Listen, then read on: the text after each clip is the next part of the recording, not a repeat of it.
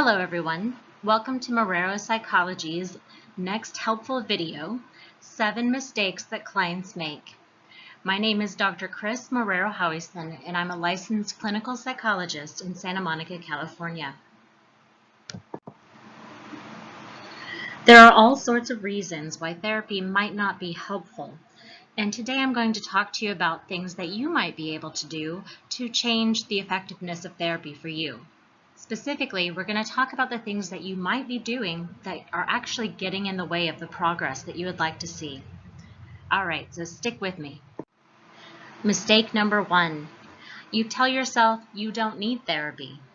Maybe you've had some stuff going on lately, maybe you've been depressed or your anxiety is getting bigger, but you've convinced yourself that you're okay, you'll be fine. Maybe other people's problems are bigger than yours, and you'll probably get through okay anyway. This may get in the way of you ever getting the help that you need. Now granted, there are a lot of different ways to make changes in your life, and therapy is only one of them. But if you're struggling with depression, if you're struggling with anxiety, if your stress feels out of control and you feel overwhelmed, why hope for the best when you can actually take active steps to start feeling better?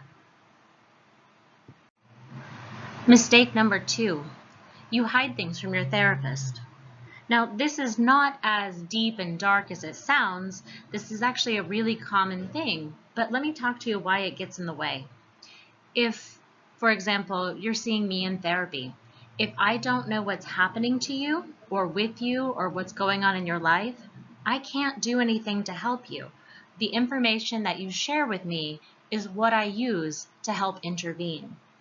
Now, I want you to think about this. How many times have you been walking, say at work or at school, and someone says, "Hi, how are you?" Your automatic reaction is probably something along the lines of, "Oh, fine, thanks." Well, therapy is not the time to do that. Make the most of your time. I know most of us want to look good. We want to feel put together and look put together in front of others. But again, the problem with that is if you're showing your therapist something that isn't true, they're not going to be able to help you. I've heard all sorts of things from, "Well, I was embarrassed to tell you," or "I didn't want you to worry about me." But here's the thing. This is our job. Help us do our job by telling us what's going on. One of the other ways that I've had clients hide from me and from other therapists is that you don't give feedback. Maybe therapy isn't working the way that you hoped it would work. Maybe you really hate how your therapist talks about certain things.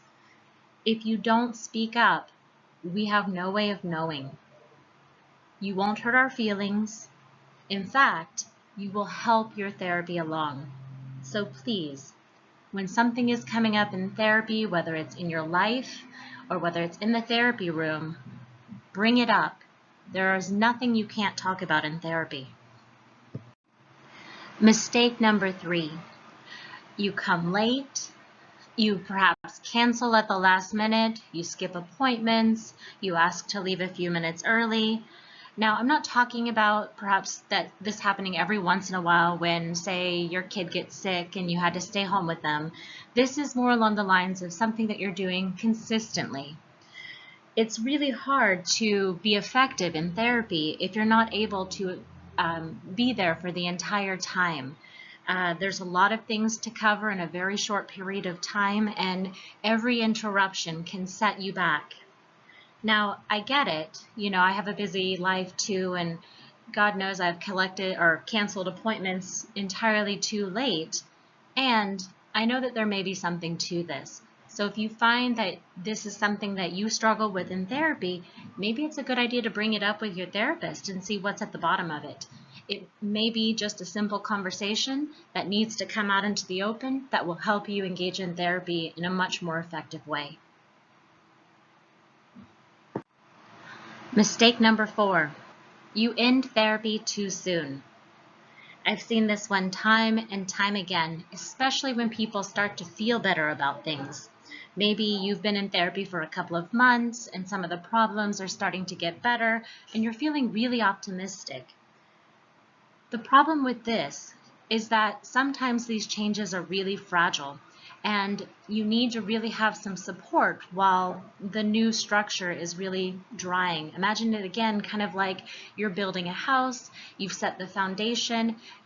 As soon as you start feeling better, maybe the foundation looks solid, but you're not ready to step on it yet or continue building. You've got to give it a moment. So when you start feeling better, talk to your therapist. This is incredible news. But also let them know that now that you're feeling better, you want to start thinking about ending therapy and doing things on your own. This way you can have a planned termination, which basically it just means planned ending, so that you can make sure that the changes that you've worked so hard to get to have a much better chance of sticking around. Again, kind of alluding to something I've also talked about a moment ago, is that therapy isn't working and you decide to just stop. This happens from time to time, but please, again, if it's not working for you, your therapist may not be aware, or perhaps your therapist is aware and they're not really sure what you're looking for or what you need. A conversation about why it's not working can really get the ball moving again. So please, don't do mistake number 4. Mistake number 5, you don't work between sessions. And again, I know we are all really busy. We have appointments, we have obligations, we have things to do. But just like any other thing that you're going to invest time and energy into, it takes a lot of work. And the changes that I imagine you're hoping for are much more than what we can accomplish in a 50-minute session. For example, if you were to go and hire a personal trainer, you would probably work really hard with that personal trainer and then maybe meet with them every couple of weeks, once a week, I don't know, as you're getting stronger, maybe once a month. But you would never stop exercising in between the sessions. And why is that? Because then you're not going to strengthen your body in the way that you're hoping to strengthen your body. So just like with a personal trainer or going to the dentist where you only go twice a year, you certainly don't stop brushing your teeth more than twice a year. So just like with these things, please, when your therapist feels that your homework will help push your therapy along, take it and run with it. Work on it between session. You will get so much more out of therapy. Mistake number 6, you reject feedback from your therapist, or you do this less directly by not leaving space for your therapist to intervene. This happens in all sorts of ways. I've seen people who are really afraid that the therapist is going to say something, and so they fill the silence with words or crying or venting. And these things can be really helpful, but if it's getting in the way of having a two-way dialogue where the therapy can build, then it's really an interfering behavior. The other thing that I'd like to point out is there's a couple of flags that you're doing something that might be getting in the way, which let me just give you a couple of them. One of them is using the yes, but response and the I don't know response. The yes, but is interesting because on the surface it seems like what you're agreeing with what your therapist is saying. However, when you add the but and then tell them why that feedback is incorrect, it's actually rejecting that. So instead of saying yes, but, one of the other things you could do is say, I really don't agree with what you're saying, and let's talk about why that is, or what's actually going on that I feel like would resonate more with me. Or the I don't know. Now, of course, in therapy, we go in, we think we know ourselves really well, and what we find out is we actually don't know ourselves as well as we thought. And I don't know is a really common response. It's not the I don't know that's the problem, it's what happens after that. If you say, I don't know, and just leave it, then there's not really much more to explore there, not much to change, not much to look at. But if you say, I don't know, and then you work with your therapist to really get to the bottom of that I don't know, then that's actually a gold mine. So, I don't know doesn't have to be a bad thing. It can be a wonderful thing, but use it to your advantage. Okay, last but not least, mistake number 7. Your expectations for therapy are unrealistic. I've heard this quite a bit with people who perhaps this is their first time in therapy and they think, I've been in therapy for a month or 2 and my problems aren't fixed. Or perhaps I'm still having feelings. So I really often encourage my clients to take a step back because often the problems that they've been experiencing have been around for years or perhaps their entire lifetime. And it would be really hard to make a significant change in just a few short sessions. And the other thing is that, a lot of people, they don't want to feel painful feelings. They don't want to experience them. They hurt. But therapy can't get rid of them. And in fact, I would argue we shouldn't get rid of them because painful feelings are often a signal that something is really important to us and we need to check in. Much like a red flag, a blinking sign. It says, hey, stop a minute. What's going on with you?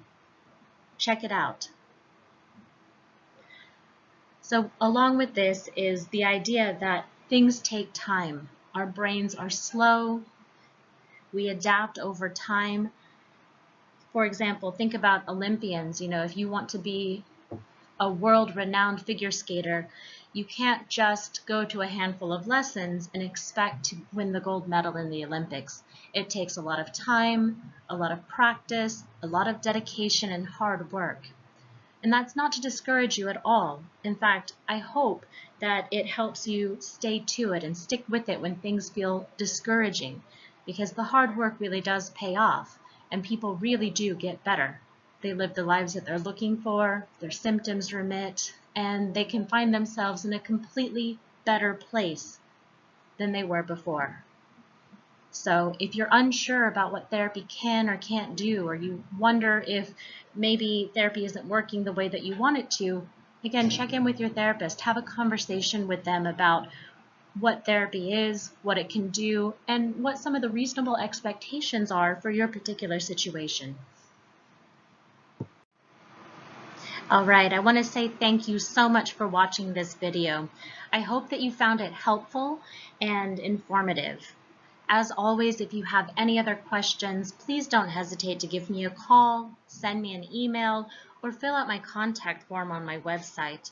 I'm always available for questions, and if you have any other ideas of things that you would like to see in the toolbox, please let me know.